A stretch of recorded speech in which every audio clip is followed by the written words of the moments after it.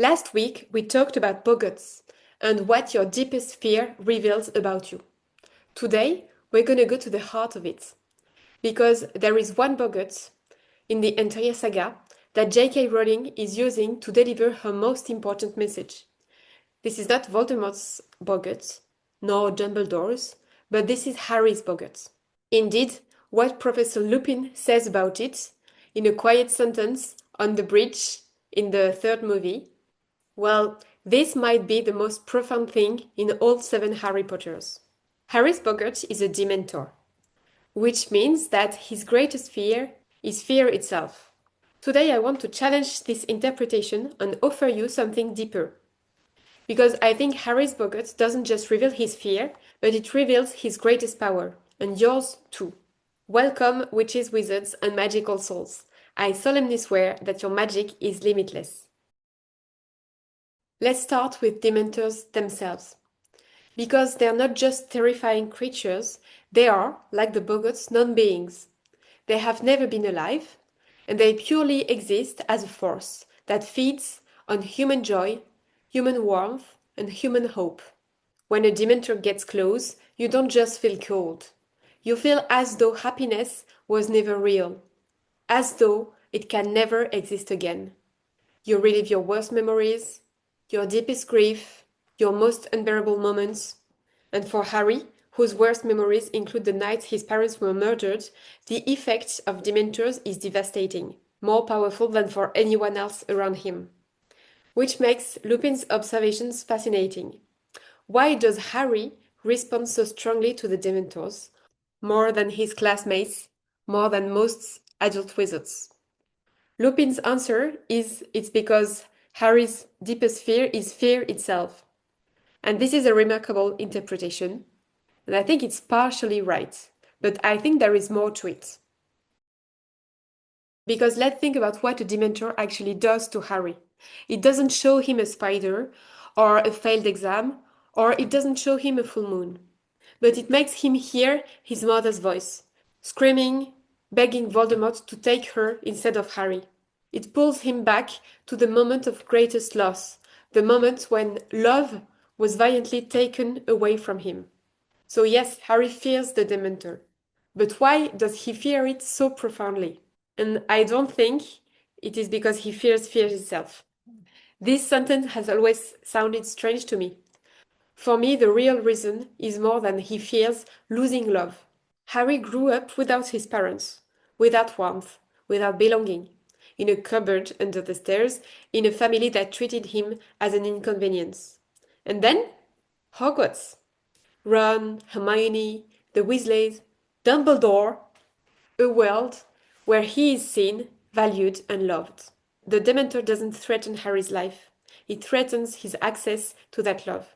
It pulls him back to the before, to the cold, the absence, the loss. And that is Harry's deepest fear. Not fear itself, but the loss of love. And here is why that distinction matters enormously. Because this means that Harry's greatest vulnerability and Harry's greatest power are exactly the same thing. And actually, J.K. Rowling has said this explicitly. She wove it into every page of the saga. Harry Potter and Tom Riddle began in almost identical circumstances. Both were orphans. Both were raised without love. Both were powerful beyond measure. Both were marked by Voldemort before they could walk. But the big difference, the only real difference, was love between the two of them. The only real difference is Lily Potter's sacrifice, the protection it created, the way it lived on in Harry's skin, in his blood, in his very capacity to feel. On the contrary, Tom Riddle has none of that. He was conceived under a love potion, which Dumbledore believed meant he was incapable of understanding love. He grew up in an orphanage, cold and isolated. He learned to take, to control, to dominate, because connection had never been safe for him. And so he became Voldemort. Harry, faced with the same darkness, the same loss, the same impossible burden, chooses differently. And Harry wasn't braver than Tom Riddle. He wasn't more powerful, but he had something to love, and something that loved him back. And this is what is woven in the series again and again. Harry, without love, would be Voldemort. That is the thesis of the entire saga. 7 books building to that one truth. And the Dementor, Harry's Boggart, is the creature that most threatens that love, that pulls it away, that replaces it with cold and despair and the sound of his mother screaming. Of course, it is his greatest fear. No one is going to say the contrary. And now, the Patronus, the spell that defeats the Dementors, that drives away the cold and the despair and the forced remembering of loss. How does it work? You think of the happiest memories you have, the most real, the most felt, the most embodied joy you can access, and you cast it outward. A shield of pure light, shaped by love. We know that Harry Potter's Patronus is a stag, and his father's animagus form was a stag. The embodiment of the love he never got to receive directly, but that lives in him anyway. The antidote to Harry's greatest fear is not courage, nor power, but it is love, remembered, embodied, and cast outward. The stag. And this is the most profound teaching in the saga. The cure for fear, real, deep, existential fear, is not the absence of fear, but it is the presence of love. When you are rooted in love, love for your life, for the people in it, for the version of yourself you become, fear loses its grip. It doesn't disappear, but it is no longer the loudest thing in the room. So now that you understand how it works in the Harry Potter world, let's bring this into your own world. Because with the people that I work with, here is what I see again and again. Most of us are making our most important decisions from one of the two places. From fear, fear of failure, fear of judgment, fear of loss, fear of not being enough, acting to avoid the bad thing rather than create the good thing. Or from the other place, from love. Love of what we are building, who we are becoming, what we want to bring into the world, acting from a place of genuine desire rather than desperate avoidance. And the difference in outcomes, in energy, in creativity, in resilience is staggering. When you act from fear, you shrink, you play small, you make safe choices that keep you comfortable but don't move you forward. And underneath it all, there is this exhausting hum of anxiety that never quite goes away. On the contrary, when you act from love, from genuine, grounded, this mattered to me, love, something opens. You access resources you didn't know you had. You tolerate uncertainty better. You bounce back faster. You create more. Think about Harry in the moments when he is the most powerful. It is never when he is fighting for survival alone. It is when he is fighting for someone he loves. For Ron, for Hermione, for Ginny, for the Wizarding World, for all his friends, for Sirius. Love doesn't make him fearless, but it makes him bigger than his fear. And this is available for you too. So, your practice for this week, look at one area of your life where you feel stuck, blocked, unable to move forward.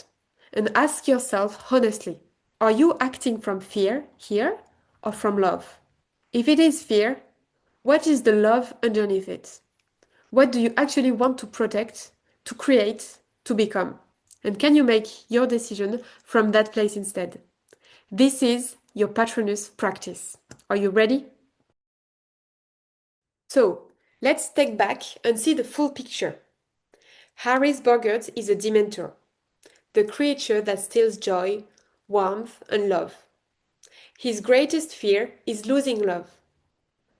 His greatest power is love. His antidote, the Patronus, is love made visible. And the villain of the entire saga, Voldemort, a man who was so afraid of death, so incapable of love, that he destroyed everything human in him, trying to avoid the inevitable. The entire Harry Potter saga is an answer to the one question. What happens when you choose love over fear? Well, you get Harry. And what happens when you choose his fear over love? You get Voldemort. The choice is yours. Every single day, you have the choice, in the small moments and in the big ones.